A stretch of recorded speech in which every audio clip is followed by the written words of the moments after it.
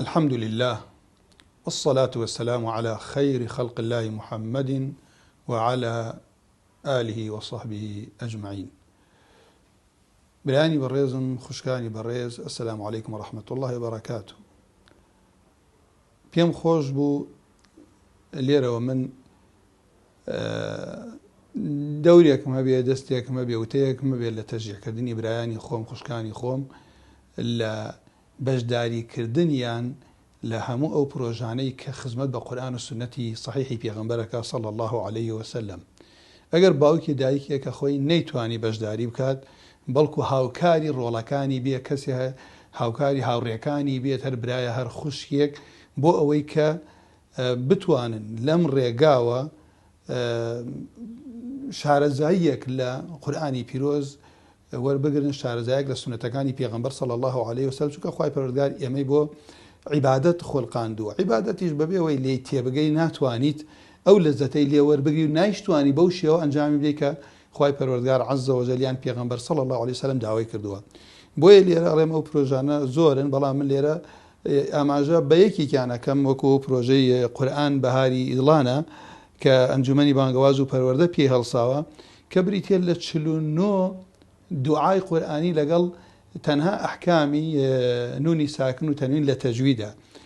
کاتێک برایەک خوشکێک کە دێت 49 دوعای قورئان لەبەر ئەکات، لەگەڵ ئەوەشە مانای یەکێکی ئەو شانەی کە پێویستەکە مانای بزانی سەرە ڕای مانە عامەکەی تەفسیرەکەی، ئەو کاتێک کە ئینسان سوورەتی فاتحە ئەخوێنێ و لێی تێئەگا جیاوازە لەوەی بیخوێنێت و لێی تێنەگات. وها ئەو یاسانەیش کە تەنها بەشێکی کەم لە یاساکانی تەجوید ئەوەش دەرگایەکە بۆ ئەوەی کە ئەو برایەکە ئەوە فێر بوو هەنگاوێکی تر بنێ باخەکەی فێر بێت سەرڕایەوەی کە زۆر براو خوشکە الحەمدوللا ئەمڕۆکە لە زۆر ڕێگاوە خەڵکی خزمەتی قورئانەکە فێر بوون. بۆیە لێرەوە ئینسانی موسڵمان پێویستمان هەموو کاتێک هەموو ساتێک هەموو هەناسەدانێکمان پێویستمان بە یارمەتی خوای پەروەردگار هەیە. ڕێگای سیلاحی ئینسانی موسڵمانیش بۆ ئەوەی کە لە خواوە نزیک ببێتەوە و داوا لە خوا بکە، هەست بە پێویستی خۆی بکە بۆ خوای پەروەردگار دوعاکانە و باشترین دوعایەکیش دوعانەیە کە خوای پەروەردگار لە قورئانە بۆی باس کردوین. خوای پەروەردگار کە لە دوا کتێبی کە قورئانی پیرۆزە و لە پاش پێغەمبەر صلی الله عليه وسلم پێغەمبەری کە نایەت و کتابی خوای پەروەردگار نایە بۆ بەشەریەت، ئیدەن ئەمە ضرورەتی بەشەریەتە تا ڕۆژی قیامەت. بۆ ئێمە وەکو موسڵمان پێویستە کات یعنی بەردەوام لە خزمەتی قورئانە بین و قورئانیش کە لە خزمەتیا بووی ئەبێت ئینسان لە ماناکەی تێبگا، پاشان ئیشی پێ بکا، پاشان هەوڵی بۆ بدا خەڵکی بگەڕێتەوە.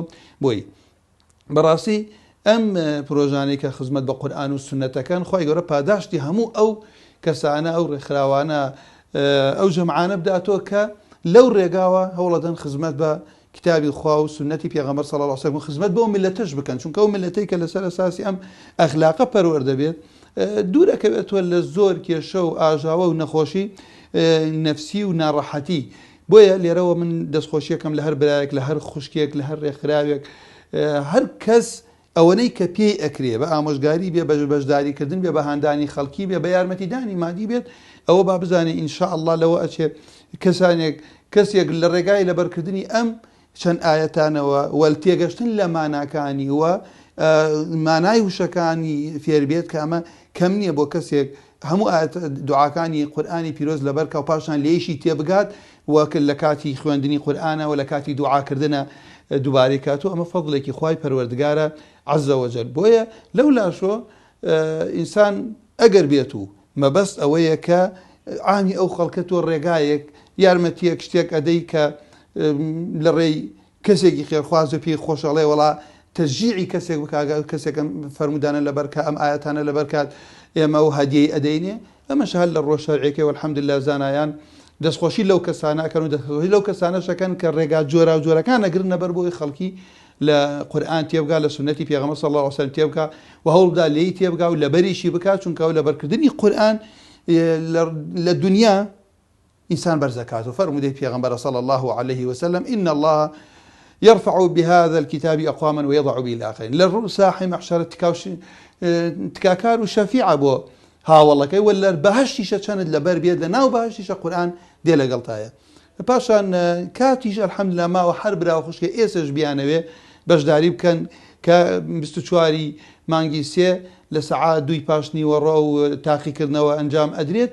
ئەوە ئینسان کاتێکی باشی بەدەستەوە ماوە بۆ ئەوەی کە ئەمڕۆ یەکەم ڕۆژی بێت کە دەست پێ بکات و لە بەری کاتە، چونکە شێوازێکی ئاسانە و تۆ ئاەتانەی کە دێتە بەردەستت خوێندوتە تۆ لە مانای تێگەشوی تەنها هەڵبژاردنیەکە. بۆیە دووبارە و سێبارە دەستخۆشی لە هەر برایە، لە هەر خوشکێ، لە هەر ڕێکخراوی کۆمەڵێک جەمعێک بە هەر شێوەیە خزمەت بە قورئان و سونەتەکەن، خزمەتکردنە بە ئێمە بە هەومان ئینشاءڵڵا هاوکار و یارمەتی دەربین و بۆ ئەوەی کە ئینشاءڵڵا بەڵکو خوای پەروەردگار عەزە وەجەل ئێمە بکاتە سەبەبێ بۆ ئەوەی کە بەردێک لە بینایی ئەم ئیسلامە دانین ئەخوای گەورە دینی خۆی پاراستووە و ئێمەش خوا بۆ عیبادەت دروستی کردین. عیبادەتی جۆرە و جۆری هەیە، ئینسان ئەتوانێت لە وشەی لا ئیلاهە ئیلەڵڵا و تاوەکو بەردێ لەسەر جادە لابات هەمووی عیبادەتە. و لە سەروی عیبادەتەکان و هەندێک لە عولەما ڕەیان وایە لە نوێژی سنەت فەضلی زۆرترە، بریتیە لە علم خوێندن و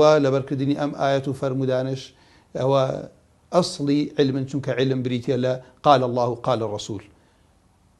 أقول قولي هذا واستغفر الله لي ولكم. سبحانك اللهم وبحمدك، أشهد أن لا إله إلا أنت، أستغفرك وأتوب إليك. والسلام عليكم ورحمة الله وبركاته.